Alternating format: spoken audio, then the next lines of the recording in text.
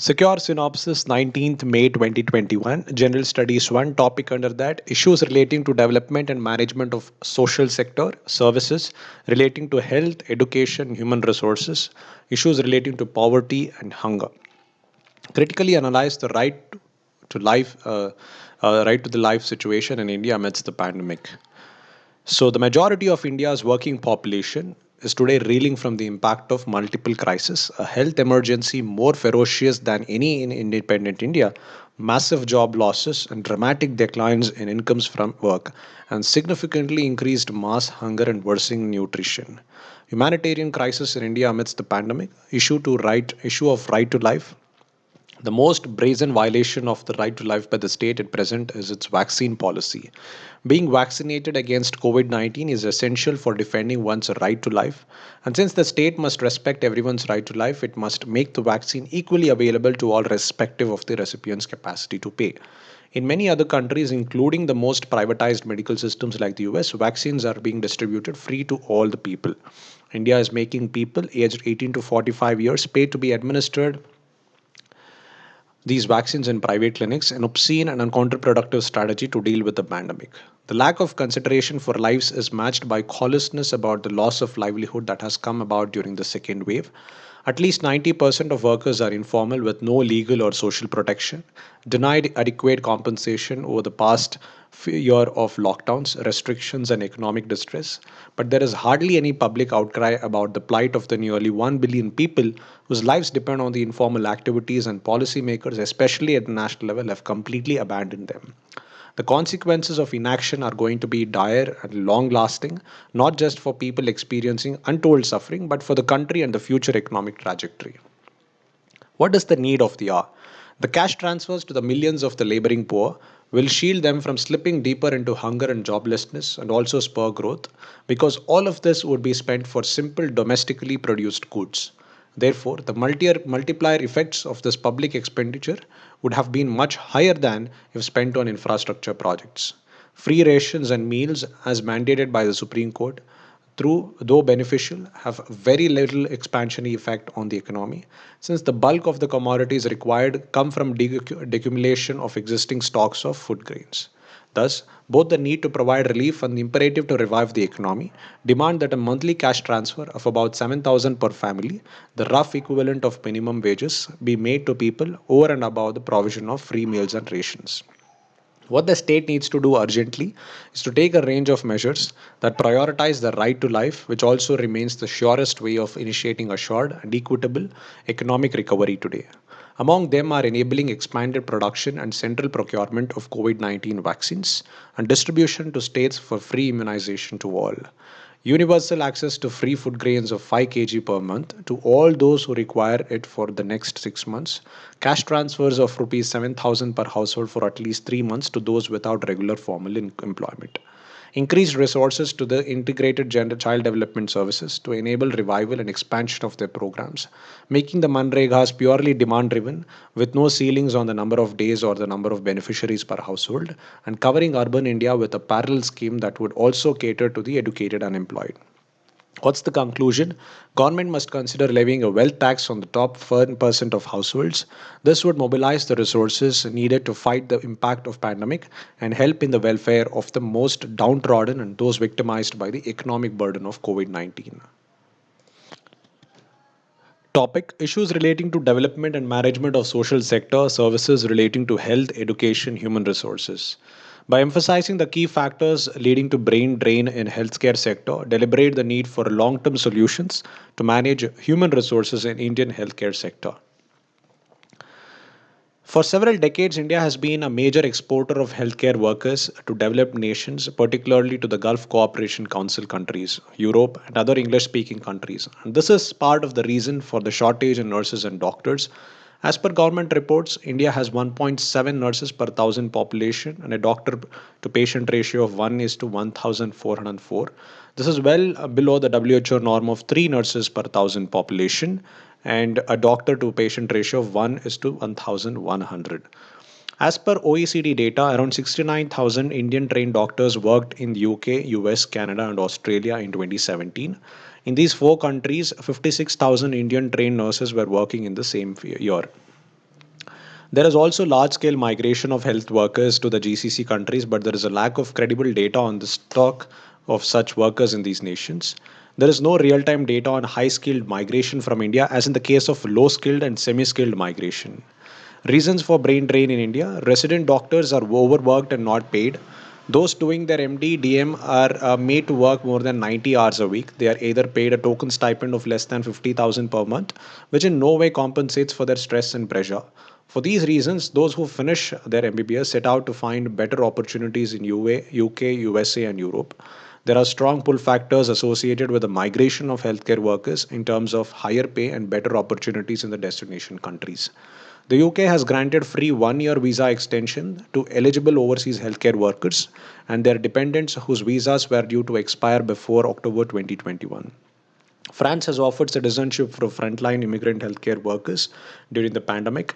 However, there are strong push factors that often drive these workers to migrate abroad.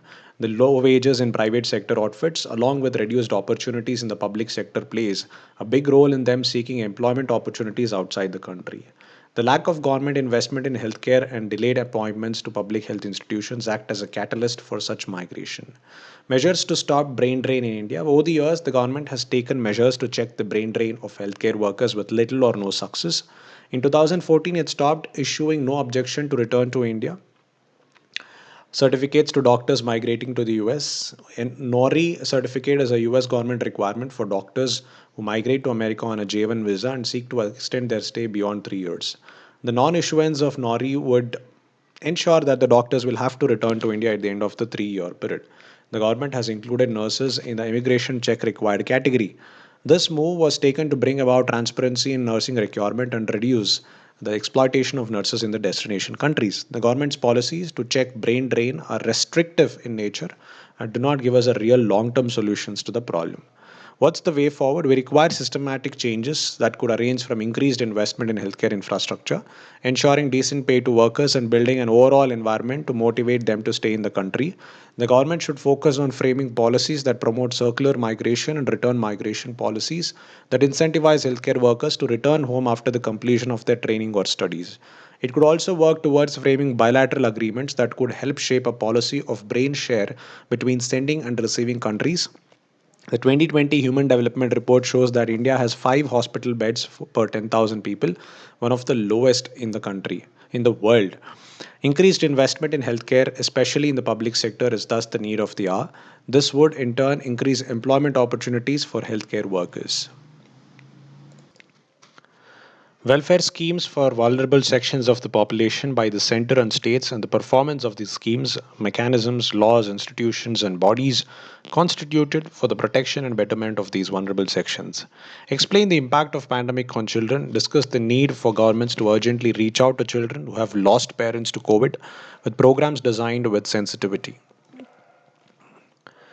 Those succumbing to COVID 19 and those requiring hospitalization are the most visible victims of this catastrophic pandemic, which has seen over 2.7 lakh deaths so far. The loss of livelihood and prevalent hunger are its other visible manifestations, but there are many invisible victims, mainly children.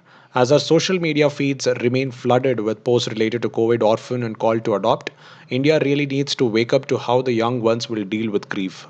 As India battles a raging COVID second wave, cases of children losing their parents to COVID 19 are also mounting. While some have lost both their parents and have no one to look after them, others are in a situation where a single surviving parent is unable to take care of them financially and psychologically.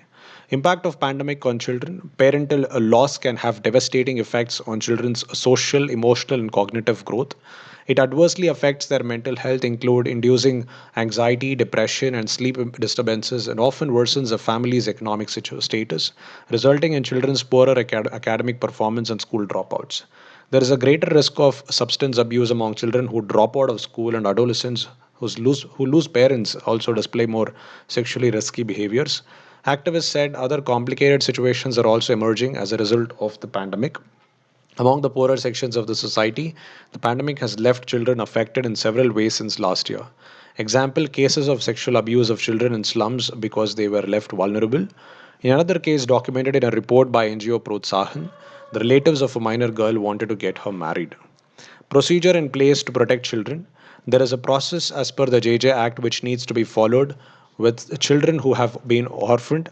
If someone has information about a child in need of care, then they must contact one of the four agencies, that is Childline 1098 or the District Child Welfare Committee, District Child Protection Officer, or the helpline of the State Commission for Protection of Child Rights. Following this, the CWC will assess the child and place him or her in the immediate care of specialized adoption agency. The state thus takes care of all such children who are in need of care and protection till they turn 18 years. Once a child is declared legally free for adoption by the CWC, adoption can be done either by Indian prospective adoptive parents or non-Indian or non-resident Indian or foreigners in that order. India has ratified Hague Convention on Inter-Country Adoptions 1993. The Central Adoption Resource Authority, a statutory body of the Ministry of Women and Child Development, is the nodal agency for adoption. It regulates the adoption of orphaned, abandoned, and surrendered children through its associated or recognized agencies. Government measures needed. The government should proactively reach out to those in distress using its database of COVID 19 deceased, which has addressed addresses and contact details. This is an approach adopted by the Delhi Commission for Protection of Child Rights, Government of Delhi. Cash transfers may prove crucial in mitigating the risks that parental loss likely brings. It is worth reflecting on whether they are effective in keeping the children from having to work as labor in order to take care of the additional costs due to schooling. Article 39 of the Constitution prohibits the tender age of the children from being abused. Therefore, orphan children who have lost both their parents or abandoned or surrendered due to COVID-19 pandemic must not be neglected and left to face an uncertain future. They must be taken care of by the authorities entrusted with responsibilities under the JJ Act. Children are an important national asset, and the well being of the nation and its future depend on how its children grow and develop. The primary purpose of giving a child in adoption is his welfare and restoring his or her right to family. With an objective of providing psychological and emotional support to children affected during COVID-19 pandemic, National Commission for Protection of Child Rights is providing telecounseling to children through Samvedna, sensitizing action on mental health, vulnerability through emotional development and necessary acceptance. This is a step in the right direction. It is true that the COVID 19 is not caused by governments, but it has evolved as a disaster because of our governance or lack of it. We will overcome the virus sooner or later, but at what stage COVID 19 cases to be a disaster remains to be seen. Surely its impact will linger longer on those who have lost their family. General Studies 3, Science and Technology, Developments and their Applications and Effects in Everyday Life. What is coalescent plasma therapy and what are the concerns involved in its practice? Elaborate. Plasma is the liquid part of the blood. Convalescent plasma extracted from the blood of patients recovering from an infection is a source of antibodies against the infection. The therapy involves using their plasma to help others recover. For COVID 19, this has been one of the treatment options. The donor would have to be a documented case of COVID 19 and healthy for 28 days since the last symptoms. The whole blood or plasma from such people is taken, and the plasma is then injected into critically ill patient so that the antibodies are transferred and boost their fight against the virus. If whole blood is donated, that is 350 to 450 ml, a blood fractionation process is used to separate the plasma. Otherwise, a special machine called apheresis machine can be used to extract the plasma directly from the donor.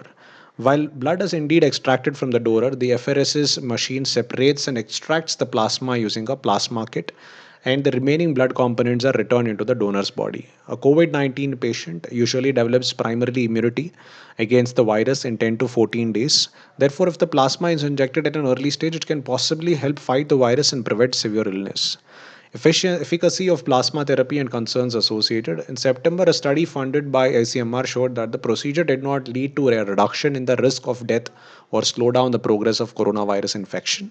Moreover, in November, the ICMR had issued an advisory against indiscriminate use of plasma therapy as a treatment method for coronavirus infection. This advisory came in the wake of India's PLACID trials that studied the efficacy of plasma therapy. The trials were conducted on 464 patients with moderate symptoms between April 22 and July 14, 2020 at 39 centers across the country. The result of the trials revealed that the plasma therapy failed to exhibit any significant difference in mortality rates between those who received convalescent plasma and those in the control group. Risks of passive administration of convalescent fell into two categories, known and theoretical. Known risks are those associated with transfer of blood substances, which include inadvertent infection with another infectious disease agent and reactions to serum constituents, including immunological reactions such as serum sickness. The theoretical risk involves the phenomenon of antibody dependent enhancement of infection. ADE can occur in several viral diseases and involves an enhancement of disease in the presence of certain antibodies. Another theoretical risk is that antibody administration to those exposed to SARS-CoV-2 may prevent disease in a manner that attenuates the immune response, leaving such individuals vulnerable to subsequent reinfection. As more evidence and trial results shows the efficacy of the treatment methodology, it is important to embed the same in the protocol to manage COVID-19. Scientific assessment can go a huge way in deciding the best way to treat the disease patients. Let's move on to the next topic, disaster and disaster management. Evaluate the disaster preparedness and management of cyclones in India. Millions of people, worried by the onslaught of the coronavirus, have had to contend with a furious tropical cyclone that has left a trail of death and destruction before making landfall in Gujarat. Cyclone Tokte swelled into an extremely severe cyclonic storm, dumping enormous volumes of water all along the west coast and caused loss of life in Kerala, Karnataka, Goa, Maharashtra, and Gujarat before weakening overland. Cyclone management in India. India has a coastline of 7,516 kilometers, of which 5,700 kilometers are prone to cyclones of various degrees. About 8% of the country's area and one third of India's population live in 13 coastal states and UTs who are thus vulnerable to cyclone related to disasters. Loss due to cyclones, loss of lives, livelihood opportunities, damage to public and private property, and severe damage to infrastructure are the resultant consequences which can disrupt the process of development. In India, National Disaster Management Authority has a responsibility of formulating national guidelines for management of cyclones, and India Meteorological Department is the nodal agency for providing cyclone warning services to communities and important officials in affected areas. Management of cyclone, non-structural measures, early warning systems. It consists of automatic weather stations, Doppler radars, high wind speed recorders, ocean buoys, unmanned aerial vehicles, etc. They provide critical information for tracking and forecasting intensity of cyclones. Communication and dissemination of systems. They are a prerequisite for the proper functioning of cyclone warning. It consists of cellular telephone network, disaster warning system terminals. Management of coastal zones, a holistic approach to coastal zone management, like proper planning of the coastal areas for locating communities and infrastructure in safer areas, protecting and restoring natural bioshields, etc., can minimize loss of life and damaging to property to a considerable extent. Mangrove forests and shelter belts constitute bioshields in coastal areas and provide ecological security. The preservation is to be done by effective implementation of coastal regulation zone rules. Awareness encompasses a wide range of modes of sensitizing communities, neighborhoods, and various functionaries from the local to national level. Structural measures ensure availability of adequate number of shelters, community centers, school buildings, places of worship, which can be utilized for moving people from vulnerable areas to safety. To provide at least one all-weather link road for each village that is accessible during cyclone or flooding periods. Construction of saline embankments is carried out to protect habitation, agriculture crop, and improvement installations along the coast. Disaster preparedness, pre-disaster, providing cyclone provide cyclone forecasting, tracking, and warning systems, mock drills and training of local population and police by NDRF and SDRF, plantation of strong rooted trees, canopies, mangroves, and proper vegetation cover, which act as first line of defense, proper drainage system throughout the city to discharge the water as soon as possible to avoid flood like conditions, use of NAVIC and ResourceSat 2 for disseminating coastal information and helping in disaster management. During disaster, cautionary advice put out on social media platforms urging people to stay safe can reduce the number of casualties as seen in Odisha during recent cyclone Amphan. Social media and the internet speedy officials and community messages, creating online groups and sharing messages offering help and advice. Perception of people decides the intensity of disaster. If people take necessary proactive steps to deal with disaster, then even the severe disaster can be dealt with minimum damage. Delivery of food and healthcare via mobile hospitals with priorities to women, child, and elders, protection of the community and their evacuation and quicker response. Post disaster, it is vital that the learning from each event is shared nationally and the capacity of issue officials and communities to manage disasters built continuously. Among the securities available to individuals in many countries is insurance against property losses. Viable policies should be made available in India too, providing alternative means of communication, energy, and transport just after the disaster. Conclusion: disaster risk reduction should be an important aspect of global poverty reduction initiatives. Moving from a risk blind approach to a risk informed approach is the need of the hour. There should be a disaster risk audit of all the coastal cities and infrastructure, such as embankments and dams, to prevent any further disasters. Indian economy and issues relating to planning, mobilization of resources, growth and development and employment. Discuss the challenges facing the Indian real estate sector owing to the pandemic while analyzing the significance of the Swami scheme to address the same.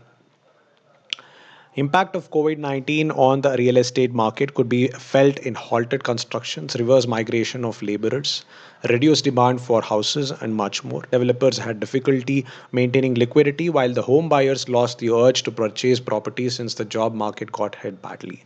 Challenges in real estate sector owing to pandemic.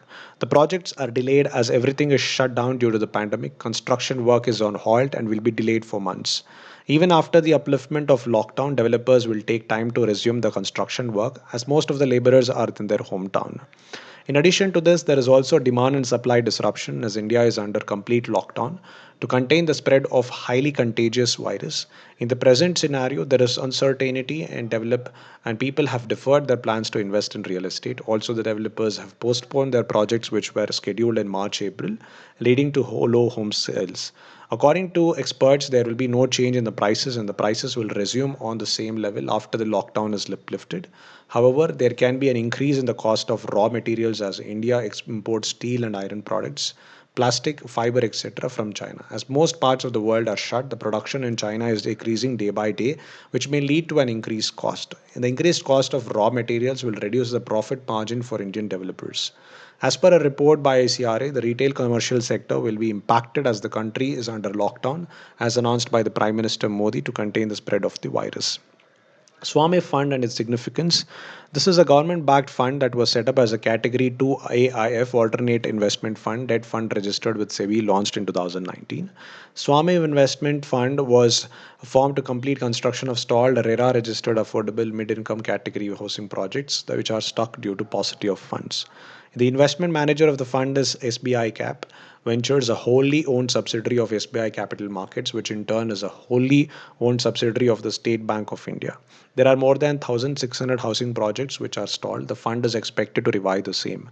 This will help in alleviating stress for home buyers, real estate players, as well as banks that have backed these projects. Revival of the real estate sector will also lead to demand of cement, iron, and steel industries, thus also generating employment. The fund will also generate commercial return for its investors. The AIF is expected to pool investments from government related and private investors, including public financial institutions, sovereign wealth fund, public and private banks. The real estate in India will be adversely affected due to the pandemic that has infected over 2 million people globally. Developers have delayed their project launches. People are not investing in real estate due to the uncertainty in the market. Factories are shut down. Construction of work is halted as laborers have left for their hometown. Even after the upliftment of the lockdown, the real estate sector will take time to end the economic distress. General studies for case study. You are heading the rescue operations in an affected area by severe cyclone. Hundreds of people are rendered homeless and deprived of food, drinking water, and other basic amenities. Rescue work has been disrupted by heavy rainfall and damage to supply routes. The local people are seething with anger against the delayed limited rescue operations. When your team reaches the affected area, the people there heckle and even assault some of the team members. One of your team members is even severely injured. Faced with this crisis, some team members will plead with you to call off the operations, fearing threats to their life. In such vexing circumstances, what will be your response? Examine the qualities of a civil servant, which will be vital to manage the state of affairs. Cyclone disaster can leave lives of people shattered and displaced with maximum fatalities. In such situations, deprivation can cause misplaced anger against authorities and government that are trying to elevate the problem. Conflict resolution and cooperation is the key in such a scenario. Course of action: the safety of the public as well as the official is the first priority. Considering the injury of the official, he or she can be sent back for the treatment, but calling off the operation is out of the question. I will try to reduce the public anger by convincing them to cooperate. I'll talk with the community elders and tell them the reason for the delay, and I will promise to provide all assistance. Once the community members are convinced and team of officials are safe, then the cooperation can be continued. This will require my indulgence too. I will start the basic cooperation, which requires urgent implementation, starting with transferring affected to a safe place and providing them with basic items like food, water, medicine, clothes, etc. A backup team containing professional disaster management experts will be sought as fast as possible till the weather improves. Me, along with the officials, will stay with the community for taking care of the needs as well as a symbolic gesture of both support. Quality is needed in a civil servant to handle the situation. Spirit of service. Since the rescue team is vulnerable to physical and verbal attacks, only some higher cost can help an officer in composed and coordinated rescue work. Leadership: in such circumstances, the finality of any decision lies completely on the wisdom of the leader. He or she also needs to lead the team from the front, displaying personal courage and conviction. Empathy and emotional intelligence. An officer needs to have empathy and emotional intelligence for understanding the behavior of disgruntled local people. Otherwise, one may board the relief mission or resort to using of force, which will only heighten their anger. Power of persuasion: people seething with anger are reactive and short-sighted. Making them agree for something requires the power of persuasion. Patience and presence of mind: a public servant cannot afford to make spontaneous decisions in such situations. Any further course of action should be guided by considerate assessment and swift thinking. Leaving thousands unattended because of public anger when they are completely dependent on government help would be an act of timidity and self preservation, which is unbecoming of a public servant. We need to have a sensitivity to the situation and not blame people for their reactions. Empathy and support are the key to rescue people in problems.